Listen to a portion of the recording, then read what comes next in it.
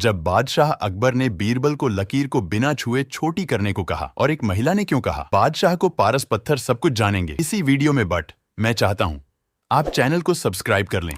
एक बार की बात है, एक दिन संध्या के समय बादशाह अकबर बीरबल को साथ ले घुड़सवारी द्वारा हवा खाने के लिए महल से बाहर निकले। वे आपस में वार्तालाप करते हुए मध्य बाजार में जा पहुंचे। वहां सब प्रकार की वस्तुएं बिक रही थीं, परंतु इन्हें क्या प्रयोजन जो कहीं उतरकर कुछ सौदा खरीदते। इसी बीच अकबर की दृष्टि एक वृद्धा स्त्री पर पड़ी। उसके हाथ में पुरानी म्यान से ढकी हुई एक तलवार लटक रही थी।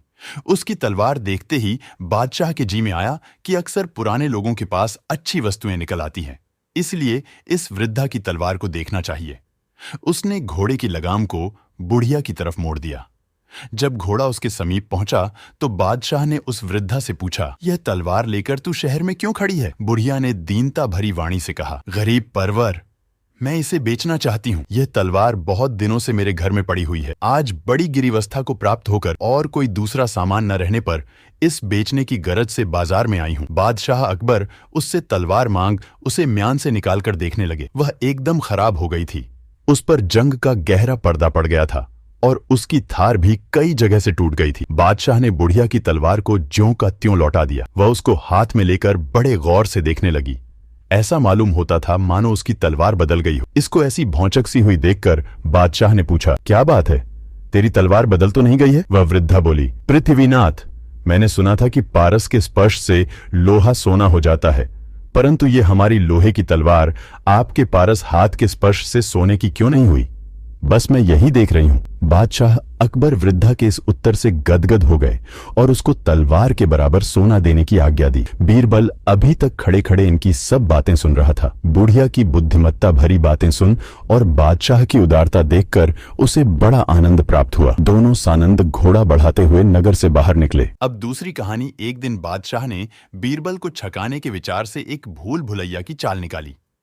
वह एक बार फिर से देखना चाहता था कि बीरबल का दिमाग अभी भी उतना ही तेज है या नहीं, जैसा कि वह पहले हुआ करता था।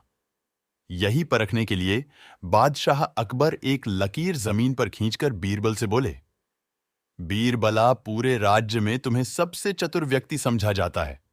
इस लकीर को बिना काटे छांटे छोटी कर दो। यदि तुम ऐसा कर सको तभी मैं मानूंगा कि तुम वाकई दिमाग के तेज हो। बीरबल तो पूरा गुरु घंटाल था ही। अकबर की इस बात से उसके चेहरे पर एक मुस्कान तैर गई। इस सवाल से बिल्कुल परेशान नहीं हुआ, क्योंकि उसकी तीव्र बुद्धि अकबर के इस प्रश्न का उत्तर खोज चुकी थी। उसने लकीर को न घटाया और न बढ़ाया, बल्कि उसके पास ही अपनी उंगल से एक दूसरी लकीर उससे भी बड़ी खींचकर बोला, लीजिए पृथ्वीनाथ, अब आपकी लकीर इससे भी छोटी हो गई। बादशाह बीरबल की मेधावी बुद्धि से हार मान गया। बिना छुए ही लकीर छोटी हो गई थी। बीरबल के तेज दिमाग ने एक बार फिर बादशाह अकबर का मन जीत लिया था। वीडियो अच्छी लगी हो तो वीडियो को लाइक करके चैनल को सब्सक्राइब भी करें।